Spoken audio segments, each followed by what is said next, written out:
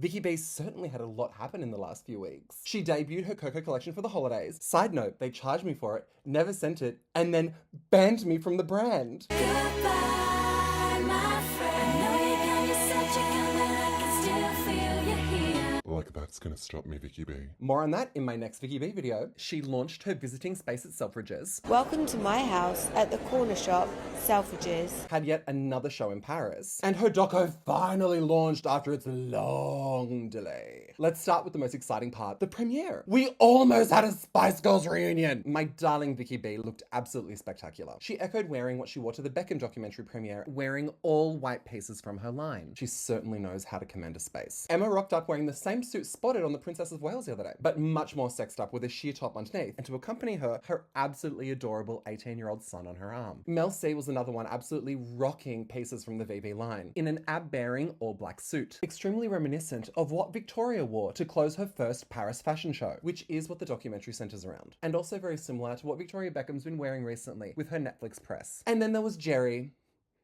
who dressed like a bag lady on life support, who attended the premiere with her husband and her stepdaughter. Why is this odd? Because Victoria is Jerry's daughter's godmother, and she wasn't there.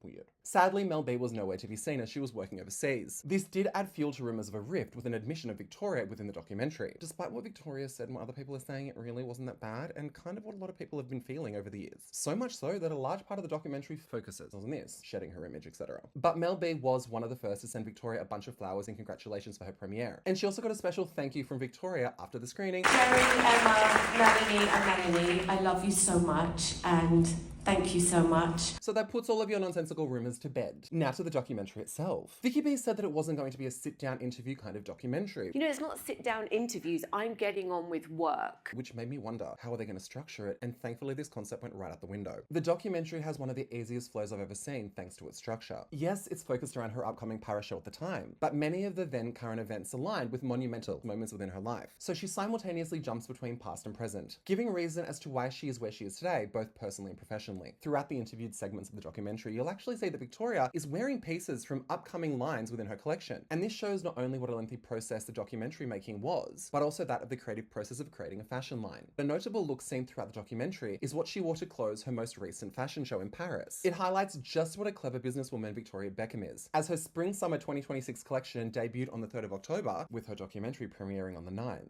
which will no doubt spark a lot of interest for these pieces. There's been a lot of back and forth in regards to whether or not there was honesty that was portrayed throughout the documentary, and honestly I can see why. Aside from the fact that she admits to a lot of embarrassing things, including an overspend on plants, They were actually twins. Victoria is often too poised to the point that it can seem fake, alongside a few instances of crocodile tears, with some suggesting she actually controlled the edit due to this. Not true, she saw it for the first time at the screening. You had no edit approval of the final cut of this. True or false? True. I don't know what happened in 1, 2, 3. Where the documentary becomes most beautiful in regards to openness is when she drops the facade and speaks openly about her eating disorder. Her honesty and vulnerability is gut-wrenching, and will no doubt help many struggling with similar issues. Another beautifully candid moment is when a model is shaking backstage uncontrollably. Fashion shows preview for the upcoming season, so they're not dressed for the current weather. Victoria tends to the model and puts her health and safety first, and unlike other candid shots throughout the documentary, completely forgets about the cameras around her. The way she engages with the model really does give some insight to Victoria Beckham as a boss, and if you've ever read any comments or stories from past employees, she seems to be a pretty great one with a really personable and hands-on approach with her staff, and with moments like this also reflected throughout the documentary, which honestly did come off a little bit as being there to try and drive a point across, unlike the candid moment with the model. Just watch and you'll see.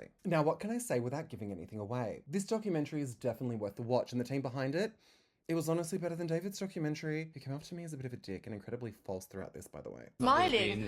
I'm smiling on the inside. This is also a general documentary thought and not one specifically tied to Victoria's, but I don't understand why they try to create suspense with past events. David notably says that the Paris show will not be ready to close out part 2 of the documentary. We know it was ready, and it was spectacular.